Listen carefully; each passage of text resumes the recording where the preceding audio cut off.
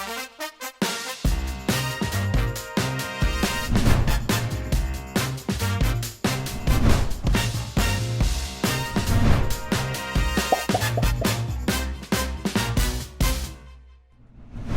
Movieverse, welcome back to Ngomongin Film. Bersama gua Raka Bagasiwi, tentunya host kesayangan Anda. Dan hanya di TV kesayangan kalian, apalagi kalau bukan e-channel.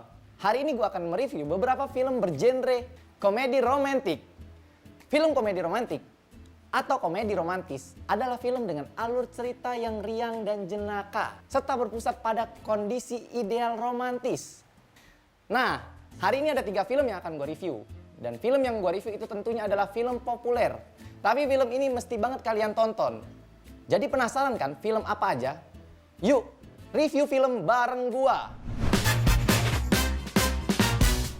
Film pertama yang akan kita bedah ceritanya adalah film Crazy Rich Asian. March, we've been dating for over a year now, and I think it's about time people met my beautiful girlfriend. What about us taking an adventure east? Like Queen? Film romantis komedi garapan John M. Chu. Ini diadaptasi dari novel laris karya Kevin Kwan yang berjudul sama. Crazy Rich Asians menjadi film pertama dari studio besar Hollywood yang menampilkan mayoritas pemain Asia Amerika dalam 25 tahun terakhir sejak film Joy Luck Club tahun 1993. Film yang dibintangi Constance Wu, Henry Golding, Gemma Chan, Awkwafina, Nico Santos, Lisa Lu, Ken Jeong, dan Michelle Yeoh ini mendapatkan respon positif dan merajai box office Amerika Serikat selama 2 minggu.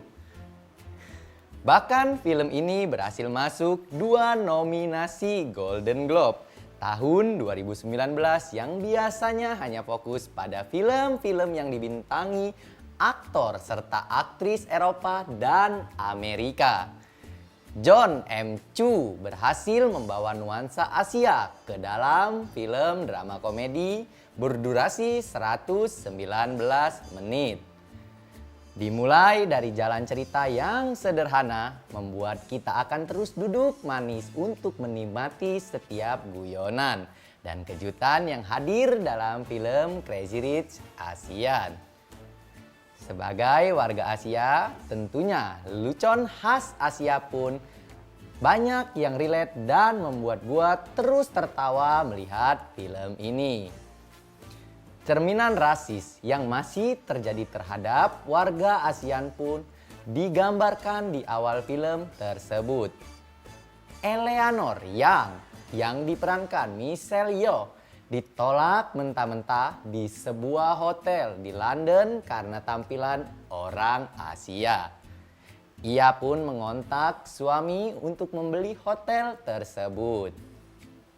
Tapi tenang, ini baru permulaan. Kegilaan lainnya dari kaum jet set Asia membuat gua terpukau sekaligus tertawa melihat kelakuannya. Film komedi romantis ini berhasil ditampilkan secara apik berkat tokoh utamanya yaitu Rachel Chu yang diperankan oleh Constance Wu dan juga Nick yang diperankan oleh Henry Golding. Chemistry yang dibangun membuat kita akan terus terngiang-ngiang dengan romansa percintaan mereka. Tetapi dia adalah perempuan mandiri dengan otak cerdas yang sudah mempunyai segala hal. Pekerjaannya sebagai dosen ekonomi berlangsung lancar. Hubungannya dengan sang ibu yang baik-baik saja bahkan cenderung hangat. Serta jalinan asmaranya dengan sang kekasih Nick yang hanya tinggal menunggu restu dari keluarga Nick. Kesempatannya untuk memperoleh restu sekaligus berkenalan lebih jauh dengan keluarga Nick akhirnya datang juga.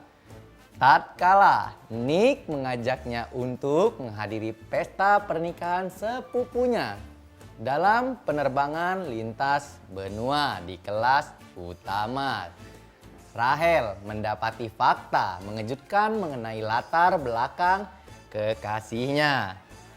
Tapi kebenaran sesungguhnya yang lebih mengejutkan baru terungkap seusai Rahel bereuni dengan teman baiknya, Go Peklin, yang menyatakan bahwa seluruh properti di Singapura berada di bawah kepemilikan keluarga Yang. Itu artinya Nick bukan semata-mata berasal dari keluarga kaya. Kekaguman gue pada karakter ini kian meninggi seusai dia memasuki kehidupan keluarga yang serba glamor, tidak tampak kikuk. Rahel malah terlihat begitu percaya diri dan mampu menempatkan diri dengan mudah. Dia tidak mencuri perhatian karena kenorakannya. Dia mencuri perhatian semata-mata karena ketidakrelaan kaum konglomerat mendapati kenyataan bahwa hati Nick telah diambil oleh seorang dari kalangan jelata. Menyadari ada kebencian menyerang dirinya dari berbagai penjuru, termasuk ibu Nick sendiri, yaitu Eleanor yang selalu memandangnya rendah. Rahel tak gentar. Ketimbang memuaskan para pembencinya dengan isak tangis maupun melarikan diri seperti film percintaan pada umumnya, dia memberikan perlawanan balik secara elegan yang menunjukkan adanya karakteristik seorang pejuang dalam dirinya. Seperti takut atau pengecut jelas tidak berada di dalam kamusnya. Rahel akhirnya memilih untuk mundur teratur. Tak kalah serangan kepadanya telah dianggapnya tidak lagi sehat, lantaran telah menginjak-injak identitasnya sebagai seorang imigran berdarah Tionghoa, serta harga diri dari seorang yang amat dicintainya, yaitu sang ibu.